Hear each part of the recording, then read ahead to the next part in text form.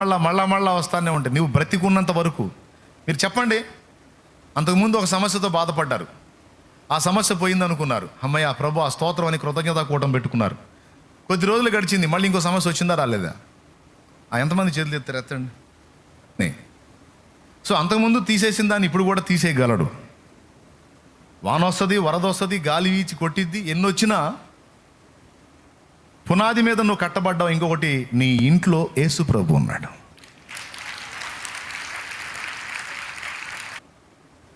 పరిశుద్ధాత్మ ద్వారా ప్రభు మనతో ఉన్నాడు, మనలో ఉన్నాడు. ఒకటి, పునాది మీద నువ్వు ఉన్నావు. రెండవది, నీతో ఆయన ఉన్నాడు. ఇప్పుడు యేసు ప్రభు దోణిలో ఉన్నప్పుడు గాలి సముద్రం మీద లేచి ఈడ్చి అలలు కొట్టినప్పుడు శిష్యులు పరిగెత్తి, ప్రభువా మేము నశించుతున్నావు, నీకు చింత లేదా అని వచ్చారు. అప్పుడు యేసు ప్రభు లేచి ఏం చేశాడు? మీరు గమనించాలి, గాలిని తుఫానును రాకుండా ఆపాడా, వచ్చినాక గద్దించాడా? పెద్దగా చెప్పండి. ఏమండే దానియేలు సింహాల గుహలో వెయ్యబడక ముందే ఆపేశాడా, వెయ్యబడ్డ తర్వాత దూతనంపాడా? సింహాల గుహలోకి వెయ్యబడ్డ స్థాయిలో పరీక్షింపబడ్డారు. శద్రకు, మేషాకు, అబేద్నెగోలు అగ్నిగుండంలో వెయ్యబడకుండా ఆపబడ్డారా, వెయ్యబడ్డ తర్వాత ప్రభు ప్రత్యక్షమయ్యాడా? అసలు వెయ్యకుండా ఆపేయచ్చుగా. ఐసా నహి హోతా, వైసా నహి హోతా. స్తోత్రం, హల్లెలూయా. అట్లా నడవదు. నిగ్గు తేలాలి, ఆ విశ్వాసం రంగేదో బట్టబయలు కావాలి. అందుకే పెను ఉపద్రవాలు లాంటి ఆపదలు చుట్టుముట్టినప్పుడు మౌనంగా ఉంటాడు, పట్టించుకోనట్టు ఉంటాడు, మొర విననట్టుంటాడు, అర్థం చేసుకున్నట్టు ఉంటాడు, నీ ఆవేదనని గమనించినట్టు ఉంటాడు, ఏమీ పట్టినట్టు ఉంటాడు. వాళ్ళ ముగ్గురిని బంధించి అగ్నిలోకి విసిరిందాకా అసలు ఏమైనా పట్టించుకున్నాడా? తెరా విసిరిన తర్వాత చూస్తే 4వ వాడుగా అక్కడ ప్రత్యక్షమయ్యాడు, అగ్నిలో ప్రత్యక్షమయ్యాడు. అదే సన్నివేశంలో ఒకవేళ మనం ఉంటే ఓయమ్మ ఎంత మొత్తుకుంటామో, ప్రభా ఎక్కడ నిద్రపోతున్నావు తండ్రి, ఈ దుర్మార్గులు నన్ను బంధించారు ప్రభా, మా ముగ్గురిని బంధించారు ప్రభా, అగ్నిలో అయిపోతున్నారు ప్రభా, 7 అంతలు అగ్ని మండుతుంది ప్రభా, నువ్వు ఉన్నావని ధైర్యం చేసిన ఆయన పెద్ద పెద్ద మాటలు మాట్లాడాం ప్రభా, ఇప్పుడు మాకు మూడింది నాయన, ఏమైంది మా ప్రభా, నీ సహాయం ఏమైంది, నీ బలమైన బాహు ఏమైంది ప్రభా, అయ్యా తీసుకెళ్తున్నారు ప్రభు, అయ్యో అని గందరగోళం అయిపోయేది మన పరిస్థితి. స్తోత్రం. మీకేంది, క్రీస్తులోనికి వచ్చిన ప్రతి ఒక్కనికి అగ్ని పరీక్షలు తప్పదు. ఈ మాట సాక్షాత్తు బైబిల్లోనే రాస్తుంది. పేతురు రాసిన మొదటి పత్రిక 1వ అధ్యాయము 6-7 వచనాలు ఒకసారి చూడండి. కానీ అవసరమును బట్టి నానా విధములైన శోధనల చేత ప్రస్తుతమున కొంచెము కాలము మీకు దుఃఖము కలుగుచున్నది. నశించిపోవు సువర్ణము అగ్ని పరీక్ష వలన శుద్ధపరచబడుచున్నది గదా, దానికంటే అమూల్యమైన మీ విశ్వాసము ఈ శోధనల చేత పరీక్షకు నిలిచినది. అమూల్యమైన ఆగు శామ్యూయల్, అమూల్యం, బంగారం కంటే కూడా విలువైనదంట మన విశ్వాసం. నశించిపోవు సువర్ణము అగ్ని పరీక్ష వలన శుద్ధపరచబడుచున్నది కదా, దానికంటే, గోల్డ్ కంటే కూడా అమూల్యమైన మీ విశ్వాసము ఈ శోధనల చేత పరీక్షకు నిలిచినదాయి. అన్నానికి లేని రోజు రప్పిస్తాడు, అన్నానికి లేని రోజు రప్పిస్తాడు. అంటే ఇంట్లో గడవని రోజులు.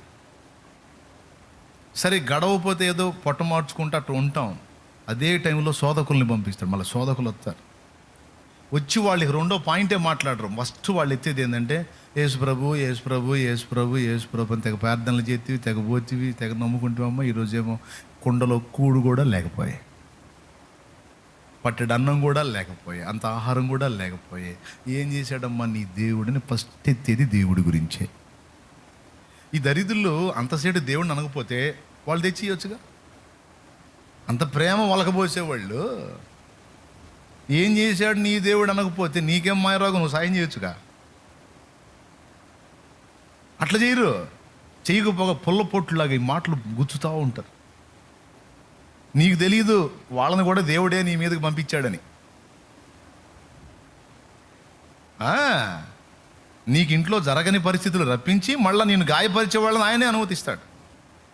ఈ మాటల దెబ్బకు ఒక్కసారి ఆవేశం పెరిగి కొంతమంది అయితే ఇంకేసు ప్రభు లేదు, గీసు ప్రభు లేదు, ఇంక నేను బాగున్నదినే ఇంక బాను. ఏంది నేను మామూలుగా ప్రార్థన చేశానా, మామూలుగా భక్తి చేశానా, అసలు ఏం చేశాను నేను? ఏందన్నా నేను ఎంత భక్తి చేశానన్నా? ఏందన్నా నాకు ఇంట్లో లేకపోవటం ఏందన్నా? ఈ దరిద్రం ఏందన్నా? నేను బాను. అప్పుడు ఆ వచ్చినోడు నాకు కావాల్సింది కూడా అదే. నేను ఎటు నాశనంలో ఉన్నా నువ్వు కూడా నాశనం అయిపోవాలా, అది అప్పుడు నా కడుపు చల్లగా ఉంటుంది. రైట్, ఇప్పుడు మంచి నిర్ణయానికి వచ్చావు. అది వదిలేస్తాను అన్నాడు. ఇప్పుడు వచ్చి పడిందా మరి? ఇప్పుడు వచ్చి పడిందా? నువ్వు ఆ మాట అంటావా, లేకపోతే అసలు ఏ మాట అంటావని దేవుడు గమనిస్తూ ఉంటాడు. అన్నానికి లేని రోజును రప్పించి, అప్పుల పాలయ్యే పరిస్థితిని రప్పించి, రోగిష్టిగా మారే పరిస్థితిని రప్పించి, కఠినమైన శ్రమల్లోని నిన్నుంచి నీ విశ్వాసాన్ని అగ్ని చేత పరీక్షిస్తాడు. అప్పుడు నీ డైలాగ్ ఏంటి అనేది దడగమ్ముతుందా? ఆహారానికి లేకుండా చేయడం ఒకటి పక్కన పెట్టి ఈ ఈ ఈ ఈ అగ్గిపుల్లలు ఉంటాయి కదా, ఈ అగ్గిపుల్లలను పంపిస్తాడు. ఈరోజు అన్నానికి కాదు, ఇక నా బ్రతుకంతా అన్నానికి లేకుండా నేను ఈంతున చనిపోయినా, నా పిల్లలు నేను మొత్తం పస్తులతో చచ్చినా చస్తాం, ఆయనను మాత్రం వదిలిపెట్టను. ఆయన నమ్మదగినవాడు, నన్ను పిలిచినవాడు నమ్మదగినవాడు. నా కోసం ప్రాణం పెట్టిన వాడు పట్టాడు అన్నం నాకు పెట్టడా? మరి నాకు ఆ అన్నం పెట్టకుండా అట్లా ఆపాడంటే నన్ను ఎందుకు ఆపాడో నాకు తెలుసు, నిన్నెందుకు పంపించాడో కూడా నాకు తెలుసు. నా బుద్ధిని టెస్ట్ చేయడానికి నీలాంటి వాళ్ళు 100 మంది వచ్చి కూర్చొని మీటింగ్లు వేసిన ఐ డోంట్ కేర్. ప్రభా, ఈ ఒక్కరోజు కాదు, ఈయంతో 10 రోజులు లేకపోయినా సరే ఒక్క మాట నిన్ను విడిచిపెట్టి నేను పోను. నా కోసం ప్రాణం పెట్టినాడు అయ్యా నువ్వు, నన్ను ప్రేమించినోడివి నువ్వు. మరి నన్ను ఈ స్థితిలో వదిలేసావంటే కారణం లేదా? ఏదో నాలో పాపం ఉండి ఉండొచ్చు, లేదో నేను మూర్ఖత ఉండి ఉండొచ్చు. నన్ను శుద్ధి చేస్తున్నావేమో, లేకపోతే నా విశ్వాసాన్ని పరీక్షిస్తున్నావేమో, నాకు ఇంకా ఎక్కువ మొత్తంలో సాయం చేయగోరి నా విశ్వాసాన్ని, దాని యొక్క నాణ్యతని నువ్వు తెలుసుకొని కోరావేమో. నీకు స్తోత్రం, నిన్ను మాత్రం వదలను. ప్రాణమే నా కోసం బలిగా అర్పించినోడివి, నా కోసం ఉమ్ములు సహించావు కదయ్యా, కొరడా దెబ్బలు తిన్నావు కదయ్యా, కాళ్ళల్లో చేతుల్లో శీలలు పొందావు కదయ్యా, తల్ల ముళ్ళ చేత గుచ్చబడింది కదయ్యా, చర్మము చీలికలు పేలికలు అయ్యేటట్టు నా కోసమే దెబ్బలు తిన్నావు. నాకు తెలియదు అనుకుంటున్నావు ప్రభా? ఇవన్నీ నేను ఎరగననుకుంటున్నావా? నా కోసం ఇంత చేసిన వాడివి ఈరోజు నాకు అంత అన్నం దొరకని స్థితికి తీసుకొచ్చావంటే ఖచ్చితంగా నీవు నన్ను పరీక్షిస్తున్నావని నేను ఎరుగుదును. నీ చిత్తమే సిద్ధించుగాక. నా కోసం ప్రాణం ఇచ్చిన నువ్వు పట్టడం అన్నం నాకు నిశ్చయంగా పెడతావు తండ్రి అని నువ్వు అనగలిగితే నీ పునాది పటిష్టం.